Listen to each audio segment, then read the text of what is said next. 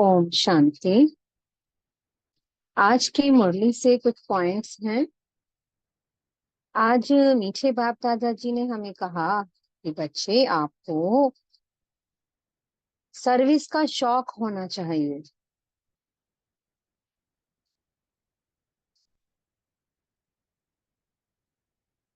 Service करने से उमंग उत्साह बढ़ता है, लगन बढ़ती है हमारी। हम बाबा के बेहद करीब आते हैं।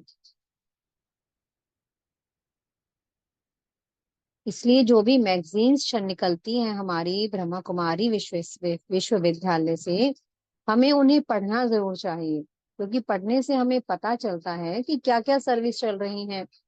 फिर उमंग उत्साह बढ़ता है और हमें भी आगे से आगे कदम से कदम मिलाकर बढ़ने का उत्साह आता है।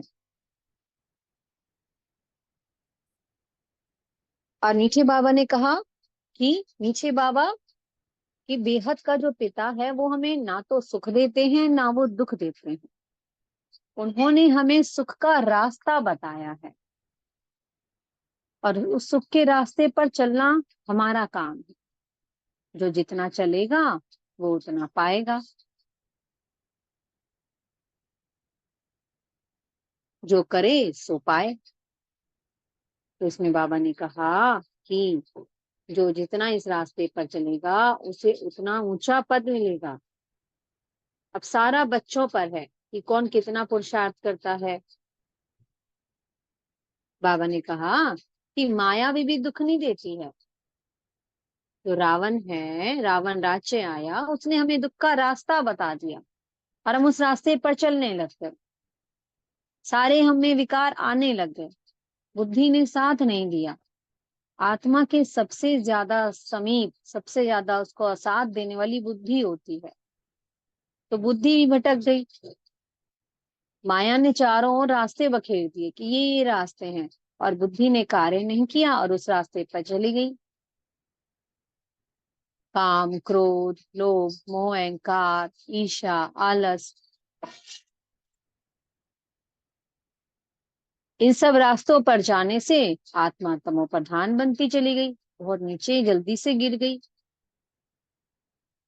तो इसलिए बाबा कहते हैं कि अब जो बेहद का बाप संगम युग पर आते हैं, उन्होंने तुम्हें सच्ची सच्ची राह बताई है।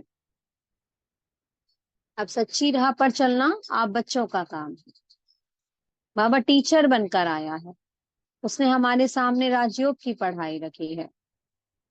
जो इस पढ़ाई को जितना अच्छे से पढ़ेगा वो सत्युग में उतना ऊंचा पद मिलेगा।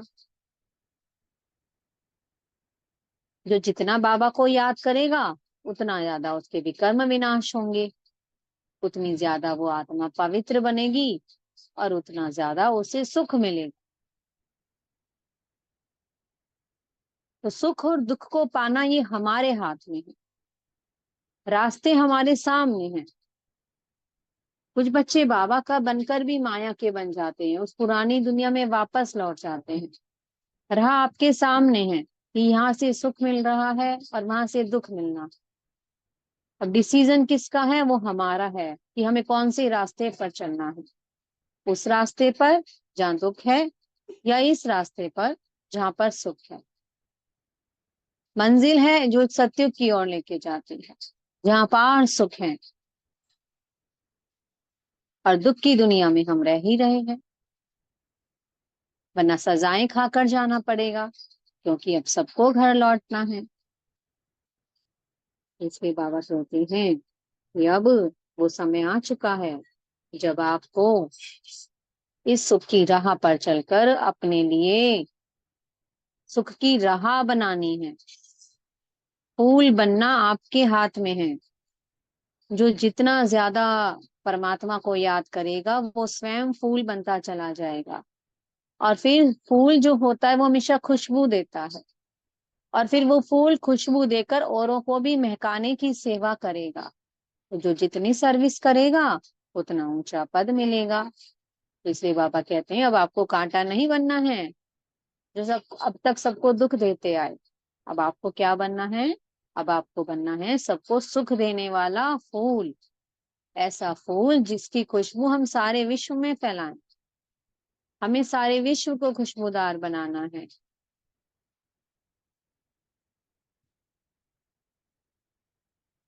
आज बाबा ने पुरुषार्थ पर बहुत मदार दिया है, बहुत फोकस कराया है कि बच्चे जो जितना ज्यादा पुरुषार्थ करेगा उतना ज्यादा उसे सुख मिलेगा। मीठे बाबा ने कहा, सब स्वयं को आत्मा समझ, दूसरों को भी आत्मा समझकर ही बात करनी है। जितना हम स्वयं को आत्मा समझ दूसरे को भी आत्मा समझ कर बात करते हैं, तो हमारा गुणों और शक्तियों का लेन देन होता है। क्योंकि आत्मा की आत्मा को आकर्षण होती है, चुंबकीय बल होता है।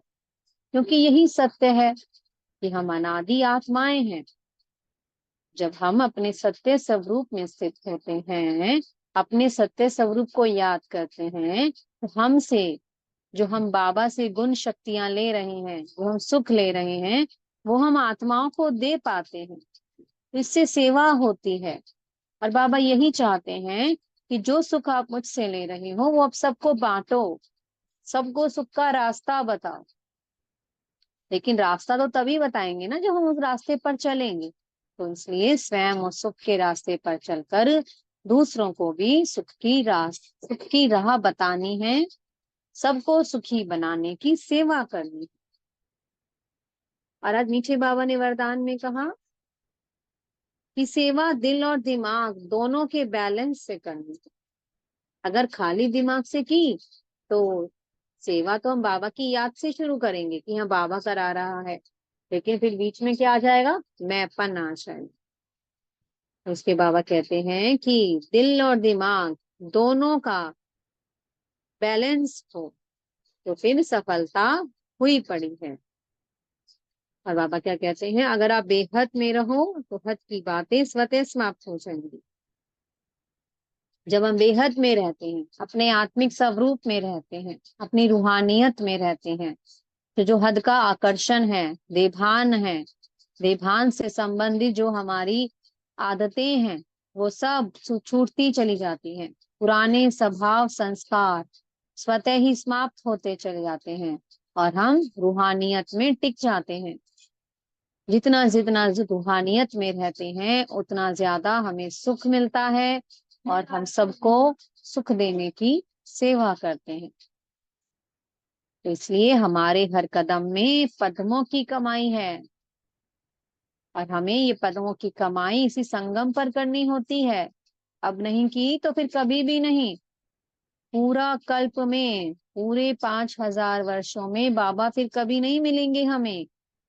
सिर्फ एक यही समय है। इसलिए हमें बाबा के हर श्रीमत का पालन करना है।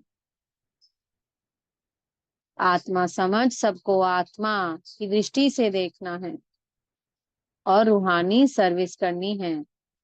सबको सुख देना है और सबको सुख की राह बतानी है। ओम शांति। तो शुक्रिया प्यारे प्यारे मीठे मीठे बाप दादा का। ओम शांति।